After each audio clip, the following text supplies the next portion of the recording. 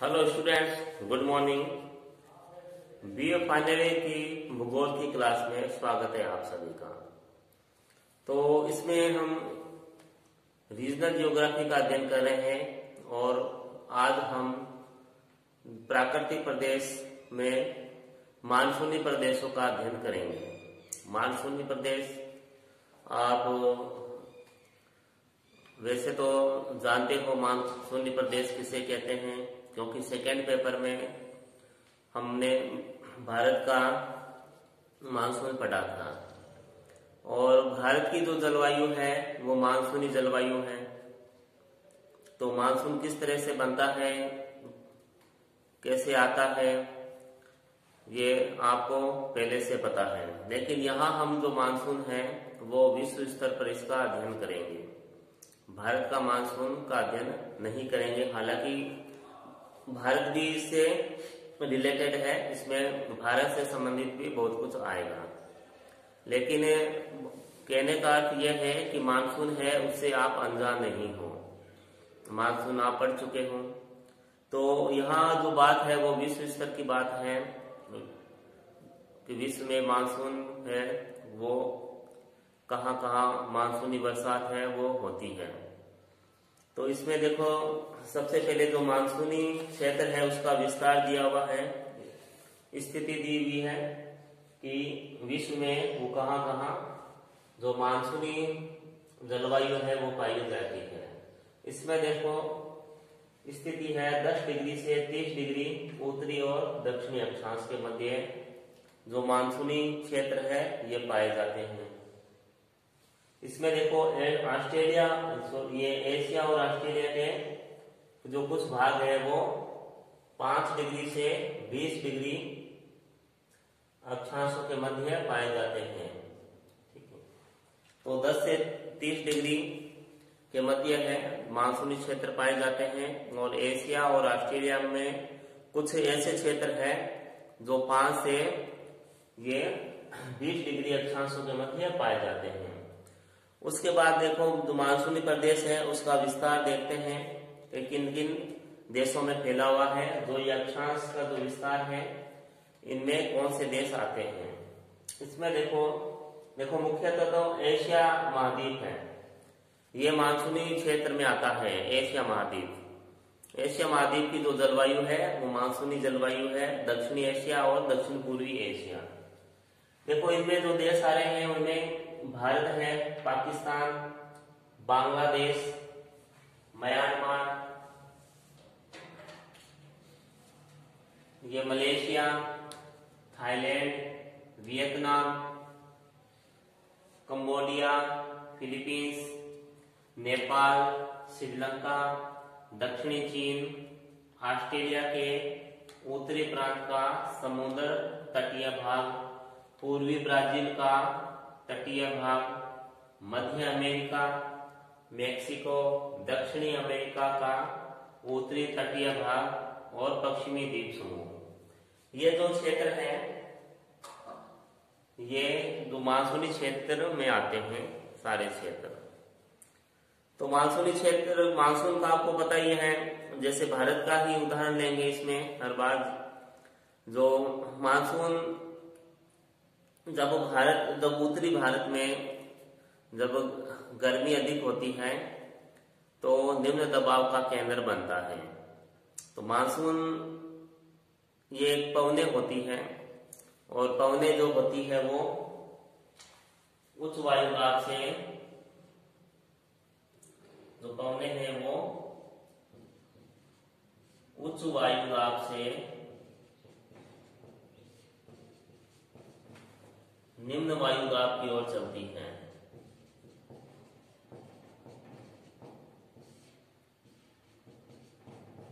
की ओर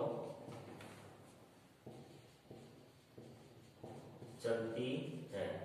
ठीक है, तो ये देखो पवनों की गति इस तरह से होती है। जब उत्तरी भारत में ताप अधिक, देखो ताप और जो वायुदाब होता है वो अपोजिट होता है। जो तापमान और वायुदाब होता है वो एक दूसरे के विपरीत होता है। जब उच्च वायुदाब होगा तो तापमान देखो कम होगा। ठीक है, अब जैसे उत्तरी भारत की जब हम बात करते हैं, उत्तरी भारत में मई जून में क्या होता है, तापमान अधिक होता है, तापमान अधिक, तो वायु दाब क्या होगा, कम होगा। ठीक है, इसलिए जो हवाएं होती है, मानसूनी हवाएं होती है, तो वो क्या होता है, उसमें जो मानसूनी हवाएं हैं वो उच्च वायु दाब से इधर भारत की ओर आती है, कम वायु दाब की तरफ वो प्रवाहित होती है। और ये जो पवनें होती है, ये अपने साथ जब हिंद महासागर से आती है तो नमी भी ग्रहण करती है और वर्षा करती है। तो ये तो देखो मानसूनी पवनें थी। देखो इसमें जब मानसूनी प्रदेशों का हम अध्ययन कर रहे हैं तो सबसे पहले जो अगला बिंदु है वो धरातल आता है। इसमें देखो धरातल,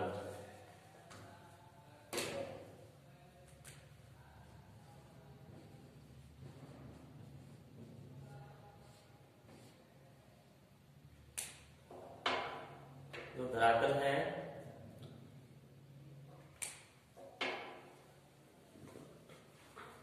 देखो, इसमें जो धरातल है, जो धरातलीय स्वरूप है वो जलवायु विषमताओं के उत्पन्न करने तथा भूमि उपयोग की परिसीमाओं का निर्धारण करने हेतु एक महत्वपूर्ण कारक है। क्योंकि ये जो प्रदेश होता है ये आर्द्र कृषि का क्षेत्र है। जो मानसूनी क्षेत्र है, यहाँ जो कृषि कार्य है वो सबसे अधिक किया जाता है, और जो कृषि होती है वो वर्षा पे पूर्ण रूप से निर्भर करती है।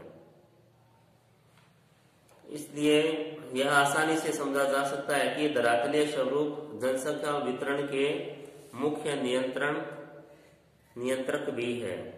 तो जो मानसूनी क्षेत्र है वहां पर जनसंख्या भी बहुत अधिक होती है, खासकर नदी घाटियों में, क्योंकि वहां जो कृषि कार्य है वो अधिक किया जाता है नदी घाटियों में। और इसके जब धरातलीय स्वरूप की बात करते हैं तो जो पामीर की गांठ है, यानी पामीर एक पर्वत है, उसी से हिमालय पर्वत है, ये पर्वत श्रृंखलाएं निकली हुई है। पामीर की गांठ से उत्तर पूर्व की ओर बढ़ने वाला पर्वत पठारों को क्रम ही मानसून एशिया का सीमावर्ती प्रदेश है। और ये जो पामीर की गांठ है,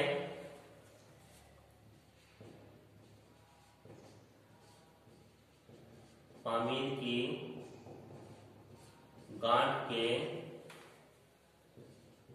दक्षिण पूर्व में हिमालय स्थित है।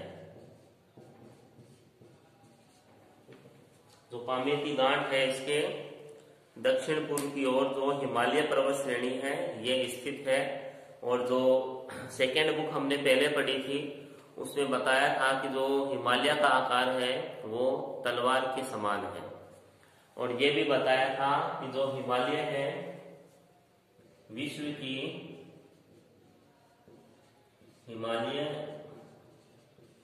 की सबसे ऊंची पर्वत श्रेणी है,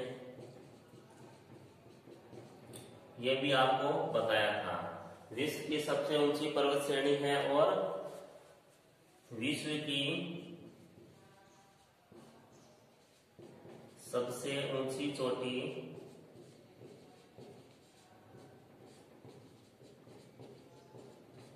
माउंट एवरेस्ट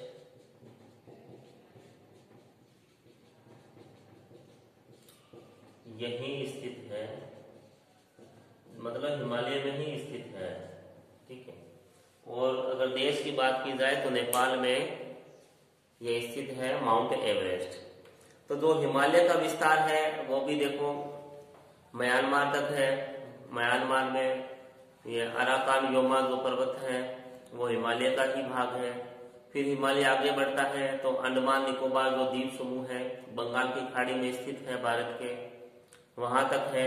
उससे आगे जब हिमालय है, ये सुंडा गर्त है जो सुमात्रा और जावा तक की जो दक्षिणी सीमा भी यही बनाता है।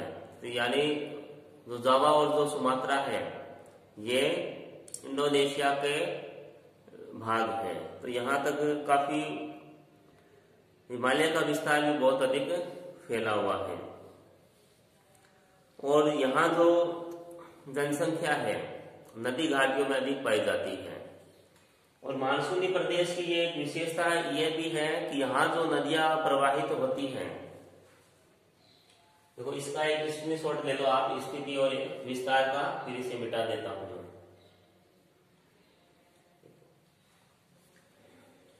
और जो नदियां हैं मानसूनी प्रदेश में पाई जाने वाली, उनमें 12 मासी जल रहता है। वो गर्मियों में भी ये जो नदियां हैं ये प्रवाहित होती हैं, जबकि राजस्थान में जैसे जो नदियां हैं वो केवल बरसाती नदियां हैं, जब बरसात आती है तब ही प्रवाहित होती है। देखो यहाँ जो नदियां हैं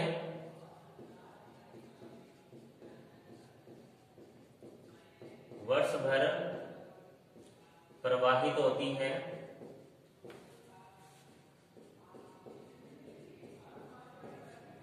ठीक है, और कांप मिट्टी लाती है। तो कृषि कार्य यहाँ अधिक होता है, जिस वजह से यहाँ देखो जनसंख्या भी अधिक पाई जाती है।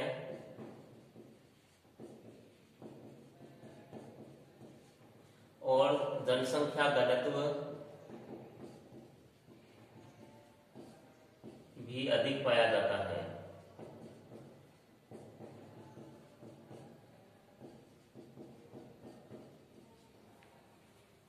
ठीक है, तो जनसंख्या घनत्व भी अधिक है। और जो बांग्लादेश है इसका जनसंख्या घनत्व बहुत अधिक है, भारत से भी अधिक है इसका जनसंख्या घनत्व। और इसमें देखो नदियों के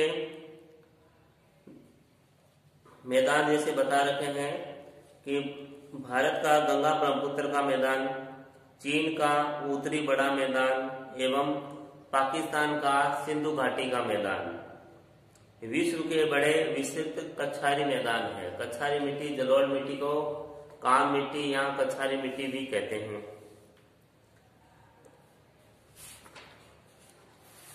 उसके बाद देखो प्रमुख चीज अगला बिंदु आता है इसमें, धरातल के बाद है जलवायु दशाएं। सेकेंड है जलवायु, जो मानसूनी प्रदेश है यहाँ की जलवायु।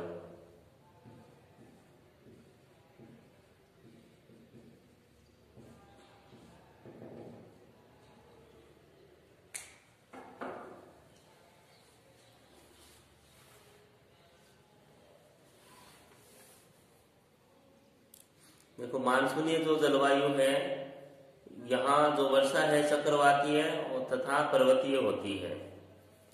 देखो वर्षा 3 तरह से होती है। वर्षा एक को देखो चक्रवातों से होती है, एक देखो पर्वतीय वर्षा होती है,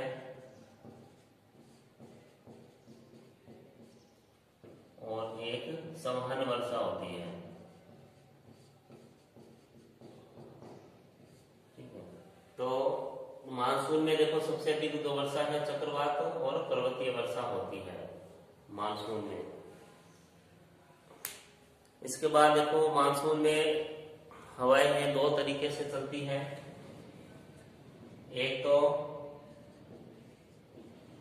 स्थल से जल की ओर, और दूसरा है जल से स्थल की ओर। जो हवाएं हैं वो 2 तरह से चलती है। मानसूनी क्षेत्रों में। और ऐसे तो बता रखा आपको स्थल से जल की ओर और जल से स्थल से जल की ओर, जल से स्थल की ओर। जब भारत में मानसून हमने पढ़ा था तो अच्छे से भी बताया था आपको। जब मानसूनी पवनें हैं, जब स्थल भाग से जलीय भाग की ओर चलती है तब वर्षा नहीं होती है, क्योंकि जो पवनें हैं वो स्थल की ओर से चल रही है, तो वो जलीय भाग उन्हें मिलता नहीं है, तो नमी उनमें नहीं होती है। इसके विपरीत जब जो मानसूनी पवनें हैं वो जलीय भाग से स्थल की ओर चलती है तब वो वर्षा करती है। इसमें देखो आगे है कि मौसमी वर्षा का नाम मानसून है। जो मौसमी वर्षा है उसी का नाम मानसून है, और यह लोगों का जीवन बल है। अब जीवन बल ऐसे है क्योंकि मानसून पे कृषि कार्य है वो निर्भर करता है। इसलिए जितना अच्छा मानसून होता है लोगों को उतनी ही अच्छी फसल होती है, और वो फसल बेचकर अपना अच्छा सा जीवन यापन कर पाते हैं। और यहाँ जो जीवन लोगों का जो जीवन है वो मानसून पर निर्भर करता है।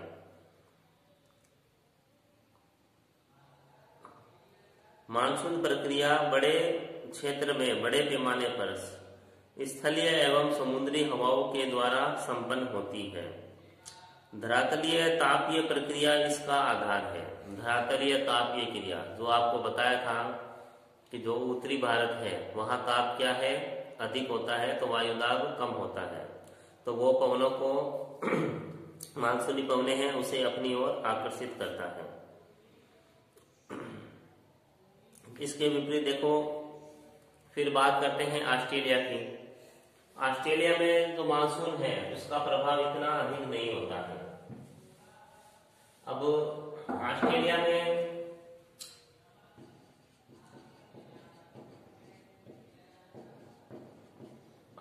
में तो मानसून का प्रभाव देखो कम होता है। मानसून का प्रभाव कम होता है। अब देखो कम इसलिए होता है क्योंकि एक तो ऑस्ट्रेलिया है दक्षिणी गोलार्ध में स्थित है,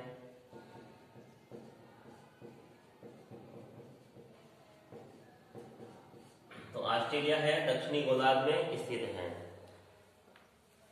तो यहाँ जो जलवायु है वो विपरीत होती है। जैसे अगर उत्तरी गोलार्ध में अगर सर्दी है तो दक्षिणी गोलार्ध में वहां गर्मी होगी। अगर दक्षिणी गोलार्ध में अगर सर्दी होती है तो उत्तरी गोलार्ध में गर्मी होगी, यानी जो जलवायु है जो मौसम है उलट होता है एकदम। अब जैसे हम उत्तरी गोलार्ध में क्या है, सर्दियां प्रारंभ हो रही है, ठीक है, तो ऑस्ट्रेलिया में अब जो गर्मी है गर्मी का मौसम रहेगा। फिर देखो मानसून आता है, ये जून में आता है भारत में, ठीक है, 5 जून को मानसून आता है भारत में। तो उस दौरान देखो ऑस्ट्रेलिया में क्या है, सर्दी रहती है उस समय, और ऑस्ट्रेलिया में गर्मी कब होती है, देखो ऑस्ट्रेलिया में गर्मी होती है दिसंबर तक।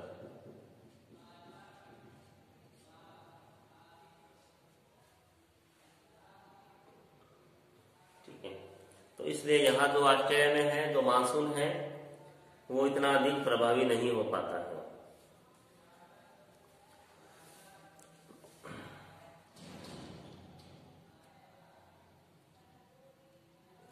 देखो ऑस्ट्रेलिया उत्तरी गोलार्ध में पड़ता है, तो यहाँ जो शीत ऋतु है वो जून में प्रारंभ होती है, ठीक है, शीत ऋतु यहाँ जून में प्रारंभ होती है, और हमारे यहाँ जून में भयंकर गर्मी होती है।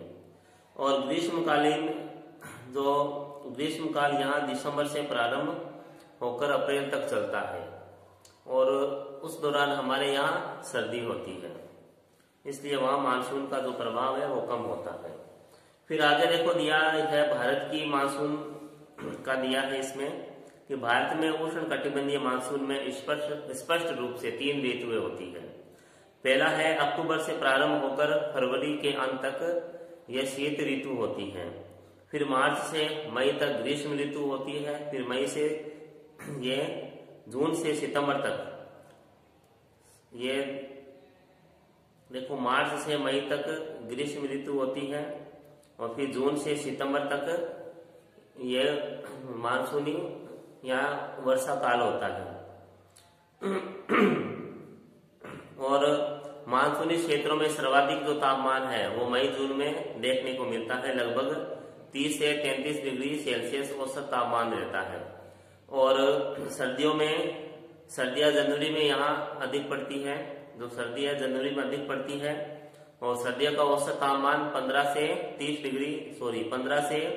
डिग्री सेल्सियस होता है। जून, जुलाई और अगस्त, इस समय यहाँ सर्वाधिक वर्षा होती है, मानसूनी वर्षा सर्वाधिक होती है। और सर्वाधिक देखो, विश्व की सर्वाधिक वर्षा भारत में होती है। भारत के मेघालय राज्य में चेरापूंजी स्थान है, वहां पर लगभग 1150 सेमी वर्षा होती है, जो विश्व की सबसे अधिक वर्षा है। और उसके बाद देखो कुछ वर्षा है जो चक्रवातों के द्वारा भी होती है। ठीक है, चक्रवात देखो ये उष्णकटिबंधीय चक्रवात होते हैं।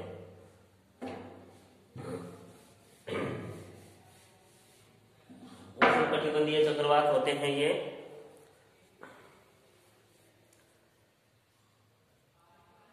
उष्णकटिबंधीय चक्रवातों को पश्चिमी द्वीप समूह में हैरिकेन,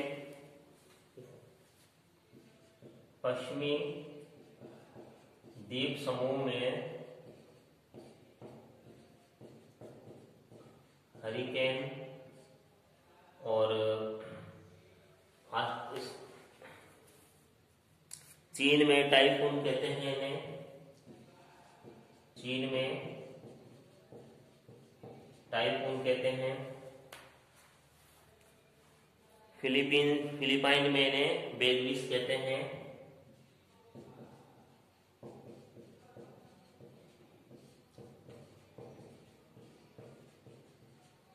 फिलीपाइन में बेगविस कहते हैं। और उत्तरी पश्चिमी ऑस्ट्रेलिया में, उत्तरी पश्चिमी ऑस्ट्रेलिया में विली विलीज कहते हैं।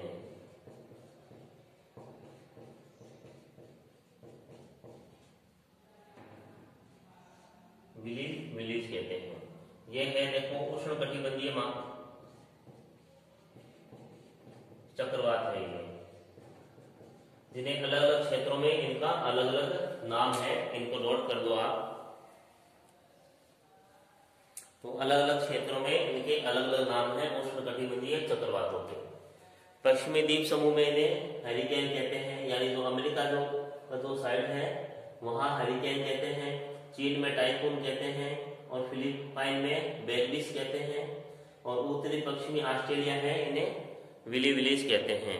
ये देखो अलग अलग क्षेत्रों में जो उष्णकटिबंधीय चक्रवात है उनके अलग अलग नाम है ये।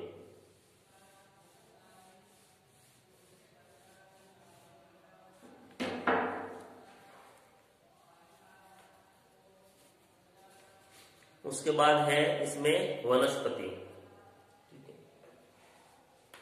जलवायु के बाद है तीसरा पॉइंट है वनस्पति।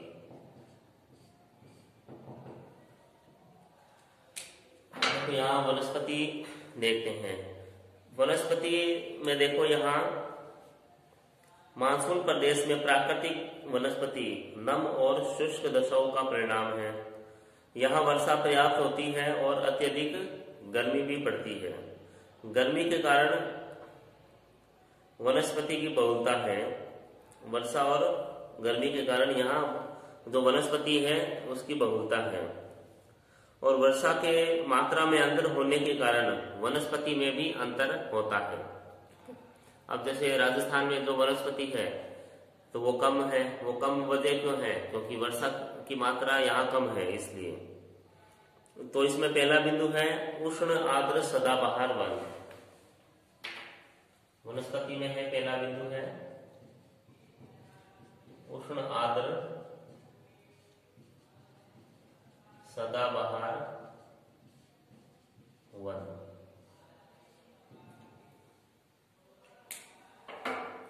इसमें देखो कि ये इन वनों का जो विस्तार है वो इंडोनेशिया, मलेशिया, दक्षिणी लाओस, म्यांमार के तटीय भाग, बांग्लादेश, पूर्वी भारत, भारतीय दक्कन प्रायद्वीप के पश्चिमी भाग और श्रीलंका में मिलता है।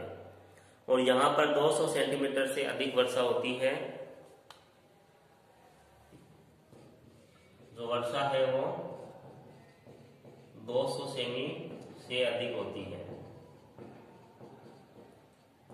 तो ये सदाबहार होते हैं वन, सदाबहार वन है, सदा हरे भरे रहते हैं, क्योंकि जो पत्तियां होती हैं वो एक साथ नहीं गिरती हैं, यहाँ सदा हरे भरे रहते हैं। पतझड़ नहीं आता है इनमें, यानी एक साथ ही पत्ते नहीं गिराते हैं ये।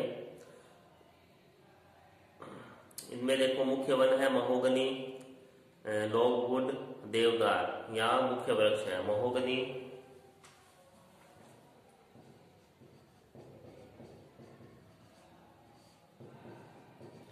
देवदार और लॉगवुड।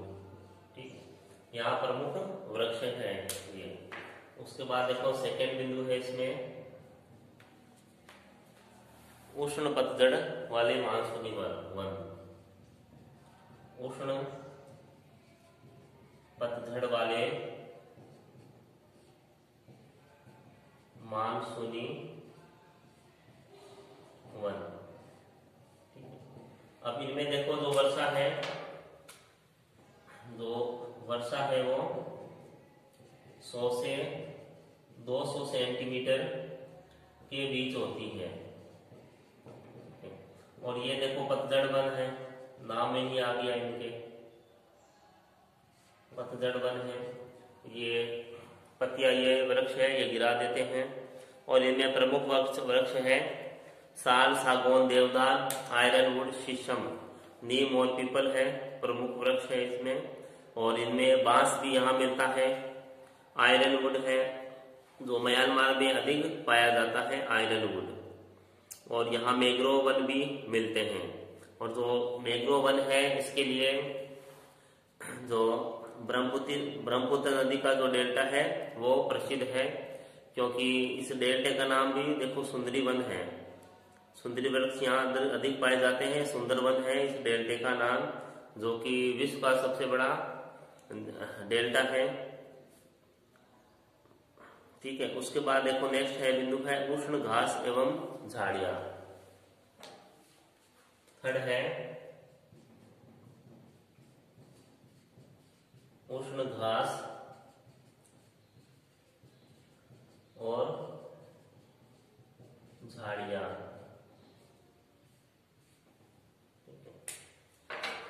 उष्ण घास और झाड़ियां यानी यहाँ वर्षा और भी कम हो रही है, फिर जहाँ झाड़ियां और ये घास है ये पनप रही है। 50 से 100 सेंटीमीटर के बीच यहाँ वर्षा होती है। और यहाँ वनस्पतियों में मुख्य रूप से कीकर, खेजड़ा, विलायती बबूल ये यहाँ पनपते हैं। यहाँ वृक्ष कम और घास का जो घास है वो अधिक पाई जाती है। और इस तरह की जो वनस्पति है इसे सवाना भी कहते हैं। सवाना है अफ्रीका में पाया जाती है ये वनस्पति, और जहाँ वर्षा कम होती है वहाँ सवाना वनस्पति पाई जाती है। उष्ण क्षेत्रों में सवाना प्रकार की वनस्पति है वो पाई जाती है। उसके बाद नेक्स्ट है मरुस्थलीय वनस्पति। चौथा पॉइंट है इसमें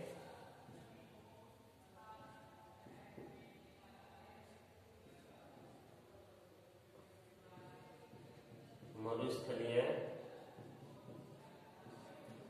वनस्पति।